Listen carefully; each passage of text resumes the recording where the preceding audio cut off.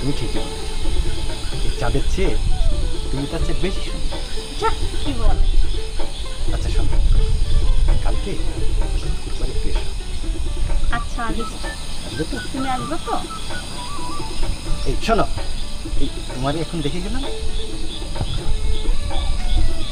আচ্ছা আমি যাচ্ছি, তুমি ভালোভাবে যাই। আচ্ছা ঠিক আছে, হ্যাঁ।